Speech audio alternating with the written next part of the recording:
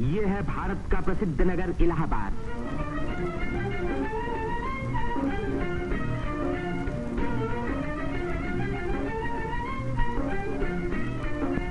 यहीं पहल उत्तर प्रदेश में एक विश्वविद्यालय की स्थापना हुई। इसी वजह से ये नगर उत्तर प्रदेश की शिक्षा और सभ्यता का केंद्र माना जाता है। पंडित मदन मोहन मालवीय, पंडित गोविंद वल्लभ पंत और अनेक प्रतिभाशाली व्यक्ति इसी विश्वविद्यालय की देन हैं, जिन पर आज देश को गर्व है। ये है हमारे प्रधानमंत्री पंडित जवाहरलाल नेहरू का निवास स्थान, आनंद भवन। भारतीय राजनीति का ये एक प्रमुख केंद्र रहा है। इस नगर को तीर्थराज प्रयाग भी कहते हैं। यहीं गंगा और जमुना का संगम है। इसी संगम में गुप्त सरस्वती नदी भी आकर मिलती है। इसीलिए इस स्थान को त्रिवेणी संगम कहा जाता है। त्रिवेणी बहुत पुराने जमाने से भारत का एक पवित्र स्थान माना जाता है। सृष्टि की रचना की शक्ति प्राप्त करने के लिए यहाँ ब्रह्मा ने यज्ञ और तपस्या की। लक्ष्मी की प्राप्ति के लिए विष्णु ने भी यहीं तपस्या की। यहीं स्नान करके भगवान शंकर ने त्रिपुर राक्षस के वध करने की शक्ति प्राप्त की और यहाँ महात्मा बुद्ध ने संसार को सत्य का संदेश भी सुनाया। समुद्र मंथन के बाद जयंत के अमृत का घड़ा लेकर जाते समय एक अमृत कण छलक कर यहाँ गिरा और तभी से इस स्थान पर कुंभ मेले का महान पर्व आरंभ हुआ। इस वर्ष भारत का सबसे बड़ा कुंभ मेला इसी स्थान पर हुआ। इस मेले में लगभग 1 करोड़ व्यक्ति त्रिवेणी में स्नान करने के लिए आए। सदियों की गुलामी के बाद स्वतंत्र भारत का ये पहला कुंभ मेला था। त्रिवेणी में स्नान करके तन, मन और आत्मा को शुद्ध करने के लिए ही यात्रियां आते हैं। योगी और सन्यासी, गरीब और अमीर सभी प्रकार के लोग यहाँ इकट्ठे होते हैं। कुंभ मेले के मौके पर देश के नर नारी एक दूसरे के धार्मिक विचारों से परिचित होते हैं। धार्मिक संस्थाएं योगी और सन्यासी यौगिक क्रियाओं को दिखाते हैं।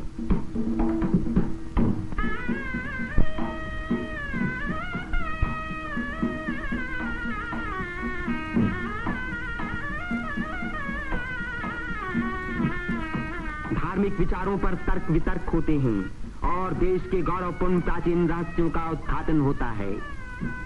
यहाँ के सुंदर दृश्य प्राचीन भारत की महत्ता की याद दिलाते हैं।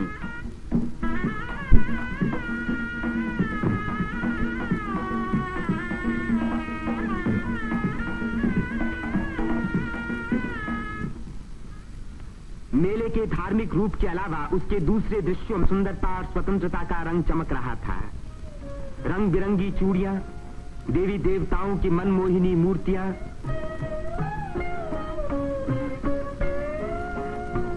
हरी जपन की मालाएं, सिंदूर और चंदन के ढेर, औरतों के साज श्रृंगार, बच्चों के खेल खिलौने, लाल बुझक्कड़ मिट्ठू मियां। तीर्थयात्रियों की सुविधा और सुरक्षा के लिए और स्वतंत्र भारत के इस महान पर्व को सफल बनाने के लिए उत्तर प्रदेश सरकार ने अपनी ओर से कोई कसर उठा न रखी। मेला शुरू होने के कई महीने पहले से ही सरकार की ओर से तैयारियां शुरू हो गई थीं। उबड़ खाबड़ जमीन को समतल बनाने के लिए बुलडोजर जैसी बड़ी बड़ी मशीनों से जमीन की सतह ठीक की गई।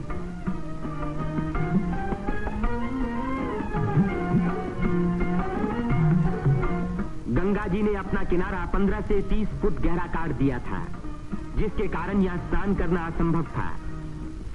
बुलडोजरों ने इन किनारों को सपाट बनाया, जिससे तीर्थयात्री यहाँ सकुशल स्नान कर सके।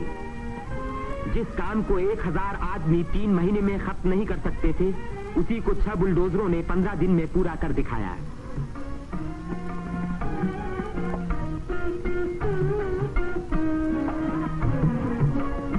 फौजी इंजीनियरों ने सड़कों पर बिछी रेलवे लाइनों के ऊपर पुल बनाने में बड़ी मदद की।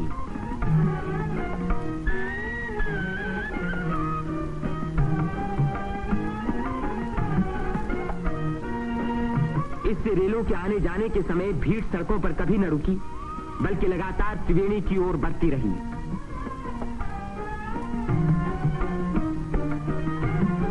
जगह की कमी के कारण ज्यादा लोगों के रहने का इंतजाम गंगा के पूर्वी तट पर झूसी की ओर किया गया। वहां से शेष मेले तक आने के लिए भारतीय सैनिकों और और उत्तर प्रदेश सरकार के सार्वजनिक निर्माण विभाग ने पीपों के 6 पुल बनाए। कुंभ मेले के इतिहास में यह पहला मौका था जबकि यहां बिजली लगी। 1000 बिजली के खंभे लगाए गए, जिनके लिए 160 मील से अधिक लंबी तार लाइन इस्तेमाल हुई। उत्तर प्रदेश के स्वास्थ्य विभाग ने यहां सफाई का बड़ा अच्छा बंदोबस्त किया। चारों तरफ मशीनों से लगभग 250 मन डीडीटी का भारी छिड़काव किया, जिसके कारण मेले में मच्छरों व मक्खियों का नामो निशान बाकी न रहा। मेले के आरंभ से ही सरकार ने हैजे के टीके लगवाने का प्रबंध किया। यात्रियों को सलाह दी गई कि वे मेला क्षेत्र में आने से पहले टीके लगवा लें। कदाचित इसी व्यवस्था के कारण मेले के मौके पर कोई भी रोग नहीं फैला। इतनी भारी भीड़ भाड़ के मौके पर आमतौर से दुर्घटनाएं हो जाया करती हैं। इन दुर्घटनाओं का सामना करने के लिए उत्तर प्रदेश सरकार ने चिकित्सा एवं स्वास्थ्य विभाग की एम्बुलेंस गाड़ियों से घायल और बीमार यात्रियों को तुरंत अस्पताल पहुंचाने का पूरा प्रबंध किया।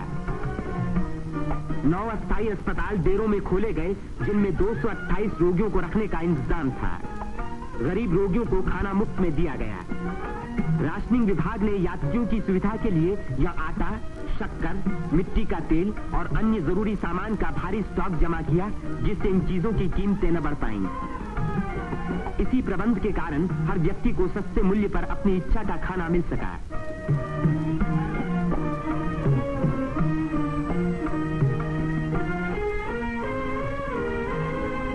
सेवा समिति, अग्रवाल समिति और भारत स्काउट्स एंड गाइड्स जैसी स्वयंसेवक संस्थाओं ने यात्रियों के मार्ग निर्देशन, उनकी सुरक्षा और घायलों का प्राथमिक उपचार किया। पुलिस यात्रियों के संचालन का कार्य करती रही। आने जाने के लिए अलग रास्ते रखे गए। भीड़ को काबू में रखने के लिए चलते फिरते वायरलेस सेटों का इस्तेमाल किया गया।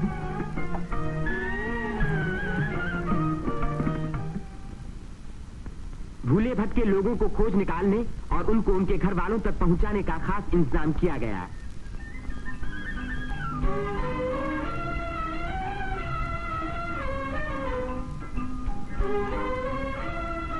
मेले में लाउड स्पीकरों का एक जाल बिछा दिया गया, जिससे भटके हुए लोगों का नाम पुकार पुकार कर उनको एक स्थान पर इकट्ठा किया गया।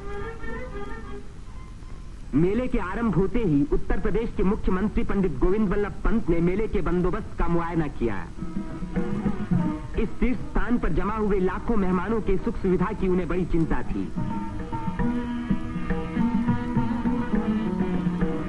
उन्होंने नाव पर सवार होकर घाटों का निरीक्षण किया।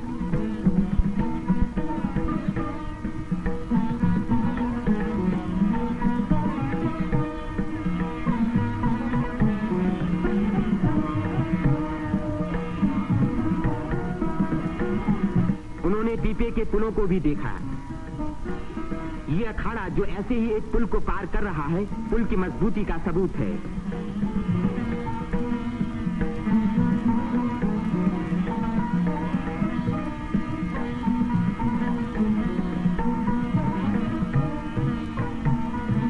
हमारे प्रधानमंत्री पंडित जवाहरलाल नेहरू ने भी मेले के इंतजाम का निरीक्षण किया।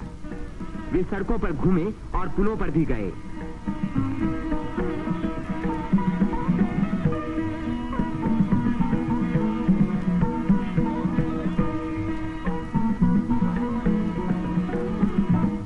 अन्य स्थानों को भी देखा भाला।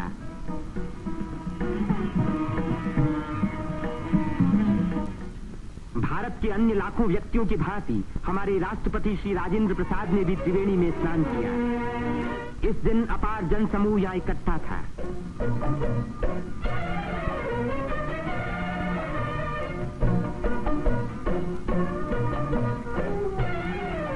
हर घाट पर लोगों की भीड़ स्नान कर रही थी। उसमें नया जोश था और नई उम्मीदें थीं।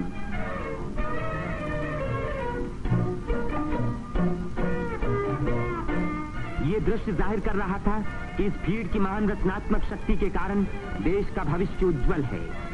उसकी इसी शक्ति के कारण हमारी उन्नति के बड़े से बड़े कार्य अवश्य सफल होंगे। जिस स्थान पर मनुष्य और देवताओं ने यज्ञ किए और भविष्य का संकल्प किया, उसी स्थान पर इन नर नारियों ने आज भारत को फिर से बलवान और सुखी बनाने की प्रतिज्ञा की और भारत की स्वतंत्रता को अमर रखने के लिए अपने शरीर में एक नए प्राण को जन्म दिया।